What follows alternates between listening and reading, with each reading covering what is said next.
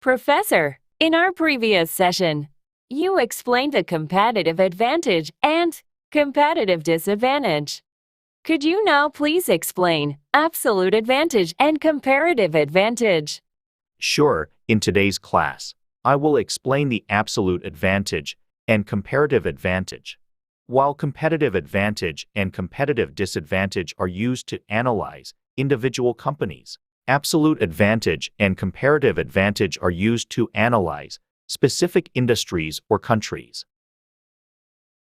Absolute advantage refers to a situation where production can be done at a lower cost compared to other countries. Countries can achieve lower production cost when a country has a large population with low labor wages, the capability to produce at lower costs due to advanced production technology compared to other countries, or abundant resources that can procure raw materials at low cost. Let me give you an example. Let's say we have country A and country B both having a total population of 3 people and both producing product X and product Y under the same conditions. If country A requires 2 workers to produce 1 unit of product X and 1 worker to produce 1 unit of product Y, then country A has an absolute advantage in the production of product Y because it requires only 1 worker compared to 2 workers for product X. On the other hand, if country B requires 1 worker to produce 1 unit of product X and 2 workers to produce 1 unit of product Y, then country B has an absolute advantage in the production of product X. To summarize, before trade occurs, country A produces 1 unit of product X by employing 2 workers and consumes 1 unit of product X. Also, country A produces 1 unit of product Y by employing 1 worker and consumes 1 unit of product Y.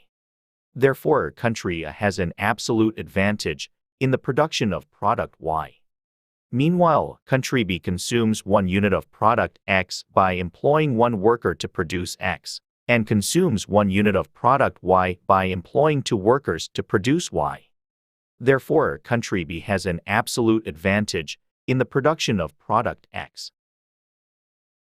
Now, what if country A and country B specialize in the areas where they have an absolute advantage?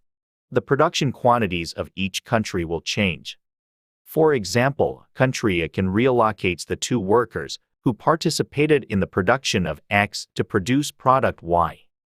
In this case, country A can produce 3 units of product Y. And if country B reallocates the 2 workers who participated in product Y production to produce product X, they can produce 3 units of product X. Therefore, if country A and country B specialize in their respective areas of absolute advantage, they can produce more goods in those areas. Now, when they specialize in their areas of absolute advantage and engage in trade, we will examine how the consumption quantities of each country change. As shown in the diagram, if countries A and B specialize in their areas of absolute advantage and exchange products X and Y on a 1-to-1 basis, how will their consumption quantities change after trade? If country A exports 1 unit of product Y to country B and imports 1 unit of product X from country B, country A's consumption will be 1 unit of product X and 2 units of product Y. Therefore, country A results in a gain as they can consume 1 additional unit of product Y compared to before trading. The same applies to country B. If country B produces 3 units of product X and exports 1 unit of product X to country A, while importing 1 unit of product Y from country A, country B can consume 2 units of product X and 1 unit of product Y after trade. Therefore, country B can consume 1 additional unit of product X, which is a gain. This way, both countries can benefit if each country specializes in goods in which it has an absolute advantage and engages in trade with other countries. The theory of absolute advantage was proposed by Adam Smith. Adam Smith argued that engaging in free trade based on the theory of absolute advantage is desirable and can increase wealth for nations. However, the theory of absolute advantage has its weaknesses. Specifically, a specific country could have an absolute advantage in all goods productions. In reality, trade still occurs even in a situation where one country has an absolute advantage in all areas, which the theory of absolute advantage fails to explain. I see. Then, what is comparative advantage theory? Comparative advantage theory is a theory that emerged to complement the limitations of absolute advantage theory. Comparative advantage refers to a situation where two countries can produce goods at a relatively lower cost compared to each other. Generally, while a country can have an absolute advantage in all product production, it's not possible to have a comparative advantage in all areas. Let me give you an example. Currently, we have country A and country B both producing product X and product Y under the same conditions. And country A has a population of 3, while country B has a population of 12, making country B the larger nation. To produce 1 unit of product X, country A requires 2 workers, while country B requires 3 workers. Similarly, to produce 1 unit of product Y, country A requires 1 worker, while country B requires 9 workers. In this scenario, country A has an absolute advantage in both product X and product Y. Because, when country A produces both products X and Y, country A needs fewer workers than country B. Now, let's examine the comparative advantage aspect, using the concept of opportunity cost.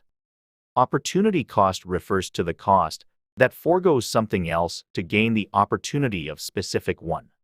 For above example, to produce 1 additional unit of product X, country A needs 2 additional workers. With 2 workers, it can forego producing 2 units of product Y. Therefore, to produce 1 additional unit of product X, country A needs to sacrifice the production of 2 units of product Y. We call costs of sacrificing to get a unit of another thing the opportunity cost.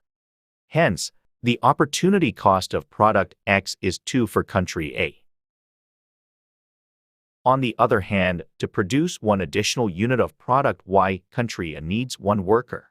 With 1 worker, it can forego producing 0.5 units of product X. Therefore, the opportunity cost of product Y is 0.5. In summary, the opportunity cost of product X is 2, while the opportunity cost of product Y is 0.5. Ultimately, we can say that country A has a comparative advantage in the production of product Y. Now, let's consider country B.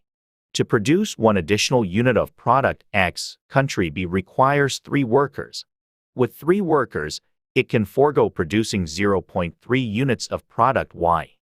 Therefore, to produce 1 additional unit of product X, country B needs to sacrifice the production of 0.3 units of product Y. Hence, the opportunity cost of product X is 0.3 for country B. On the other hand, country B requires 9 workers to produce 1 additional unit of product Y. With 9 workers, it can forego producing 3 units of product X. Therefore, the opportunity cost of product Y is 3.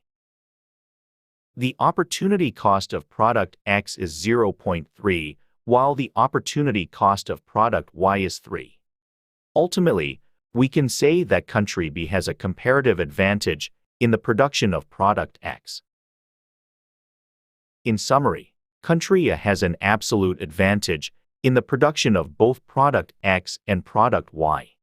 However, from a comparative advantage perspective, country A has a comparative advantage in product Y, while country B has a comparative advantage in product X. Now, let's explore the benefits that arise when country A and country B specialize in their respective comparative advantage areas and engage in trade with each other. If country A relocates 2 workers who were participating in product X production to product Y production, it can produce a total of 3 units of product Y. On the other hand, if country B relocates 9 workers who were participating in product Y production to product X production, it can produce a total of 4 units of product X. When country A and country B exchange product X and product Y on a 1-to-1 basis, country A exports 1 unit of product Y and imports 1 unit of product X. Consequently, after the trade, country A can consume 1 unit of product X and 2 units of product Y. This leads to a gain because an additional unit of product Y can be consumed. The same applies to country B. Country B, specializing in the comparative advantage of product X, produces 4 units and exports 1 unit of product X, while importing 1 unit of product Y. Therefore, after the trade, country B can consume 3 units of product X and 1 unit of product Y. In other words, country B can consume 2 additional units of product X, resulting in a gain. Thus, if both country A and country B specialize in their respective comparative advantage areas and engage in trade with each other, they can have additional consumption. This is the benefit of trade. Comparative advantage theory complements the limitations of absolute advantage theory by explaining that the benefits of trade arise from comparative advantage, not absolute advantage. David Ricardo systematically explained what comparative advantage theory is. While a country can have an absolute advantage in all areas, it cannot have a comparative advantage in all areas. Professor, comparative advantage theory is indeed challenging, but it is also fascinating. What are the reasons for the occurrence of comparative advantage? Comparative advantage arises due to differences in production costs. These differences in production costs arise due to the amount of production factors, natural resource abundance, geographical conditions, climate, production technology, productivity, and cultural levels among countries. Therefore, every country can gain benefits by specializing in products that they can produce at relatively lower costs and engaging in trade with others. Currently, in global trade, there are major countries with large populations and abundant resources, as well as smaller countries like South Korea with smaller populations and limited resources. Even smaller countries can possess sufficient competitiveness and become strong nations in the world if they identify and specialize in their comparative advantage areas. This is why international trade occurs based on the principle of comparative advantage theory. Yes, I understand.